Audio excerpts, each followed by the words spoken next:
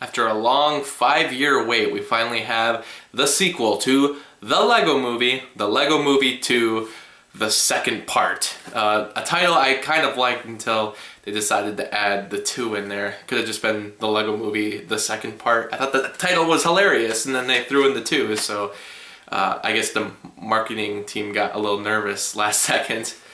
This movie once again brings back Chris Pratt and Elizabeth Banks as the 2 main leads of Emmett and Wildstyle, and it takes them on another adventure that brings them to a different world through outer space and has a couple twists and turns here and there. And just like the first movie, it still has that fast-paced kind of comedy, has the fast-paced action with the real detailed animation and real fast-paced building of Legos. As many of you know, Lego Movie from 2014 was my favorite movie of that year. That was the best one.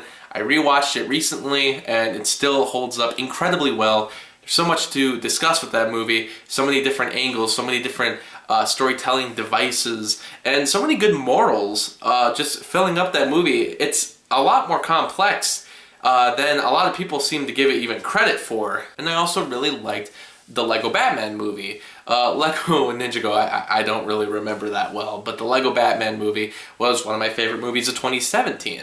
So I have really liked the output of the series so far. And with this one, I was excited, but I didn't really understand the point of doing a sequel when you could have taken any of those characters and just did spin-offs, just like they did with the Lego Batman movie. This movie is a direct sequel to the original. It continues the story right where the cliffhanger, you know, even though I thought it was mostly a joke, just like how Back to the Future Part 2 had to do, it had to take that cliffhanger joke seriously and just run with it. And once again, it brings back the human actors. And instead of keeping it a secret until the end, they actually threw it out there right away. A lot of the jokes simply reference the real world, and you're constantly seeing visuals of what the main characters are doing to the Lego world and how their real lives are impacting this fake world. There's a lot of that mystery that just kind of disappears. This time around, the characters are in a Mad Max-like universe, which was really cool to watch, you know, especially when compared to the first movie. We're still getting a lot of different visuals, and we follow Emmett as he's trying to just stay positive in this world, resistant to the change that the world is bringing to him. And that really begins what this whole movie's about. It's about having a positive attitude, even in the worst of circumstances. And as Everything is Awesome is played again, they change up the lyrics to everything can't be awesome all the time, but we should still try. I think that is a wonderful message to be delivering to audiences. And the movie goes a little deeper than that because it's centered a lot on Emmett, which at first I didn't like. I'm not a big fan of when the movies have to split up the characters the way this does. Instead of having all the side characters be given their jokes and to be expanded upon a little bit like the first movie does, this one does that thing that sequels do where they take the main character and split him off from the rest of the group, and then the rest of the group goes and does their thing, but we don't really get to know those characters anymore. They just sort of spill out their one-liners here and there, but it doesn't really feel like they're in the movie. I don't really feel like I got much of the pirate captain or space guy or Unikitty in this movie, which I was disappointed by. And a lot of sequels do this. It's my least favorite thing. But when the movie does focus on Emmett, it is way more interesting. And I really do like his character arc in a lot of ways, and the movie will be read into it like this. It is about tackling toxic masculinity. It really is. Emmett meets a new character. It is a form of his ego, something that he feels he needs to aspire to be. Not that he necessarily wants to be, but feels like he's being forced into. I think that's a really interesting concept to be introducing to audiences, especially the general audience who will be watching this movie, mostly kids. The kid character in the real world is relating to the Emmett character, just like in the first movie, but he's grown 5 years. He's probably going through that change of growing up and kind of figuring out who he is as a person. as a boy and what really defines him. Is it okay to be playing with his little sister with all the girls' toys while he has all his guy toys? And it's a constant battle between him and his sister for who really deserves to be up there. Does she deserve to be up there, and does he really need to play with her when she's just a little girl? I think that is a lot of interesting concepts to be bringing into a movie for kids. And it really actually gets me excited for the prospect of a third film that could, if they wait long enough, they could see this kid graduate and maybe give up the toys. You know, at what point do you finally stop playing with toys?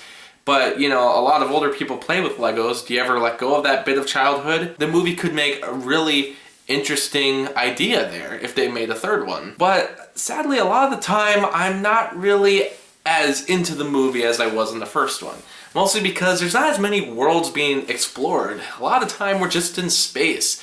There's still a lot of good jokes, but we're in space. We're in this happy, fun world that's being created by the little girl, and we have this main villain, but it's not really a villain, played by Tiffany Haddish, who can transform into many different things. But even that, they don't really do much with, surprisingly. But this time around, it's obvious that the jokes just aren't 100% there. And maybe it's because the first movie was about the world ending and about finding the chosen one. You know, if you do a story like that, it doesn't really open up to doing many storylines afterwards. It's really hard to continue something like that. And there's only so many movies that can do it.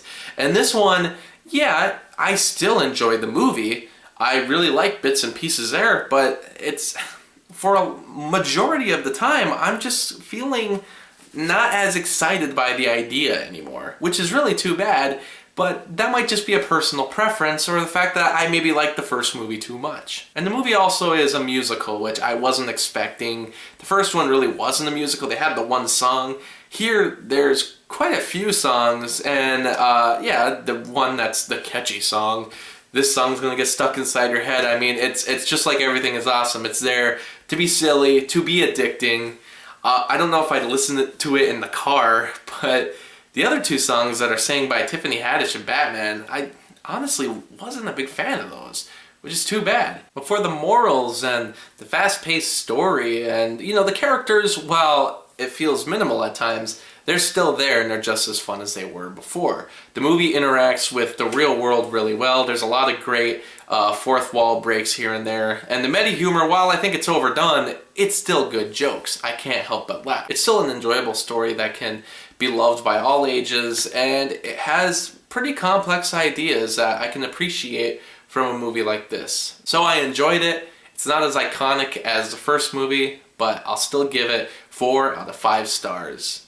So, what did you think of the Lego Movie 2? Did you think it was as good as the first one? Do you think it's better than the first one? Do you think it's worse? Did you not like it at all? I'd like to hear some thoughts about it. It's surprisingly, it did good at the box office, but not nearly as good as everyone was thinking, and I'm kind of wondering what that means for the future of the franchise. Or maybe this one will do good numbers overall, just like Spider-Man Into the Spider-Verse did. We'll see what happens, but let me know in the comments, and thanks for watching.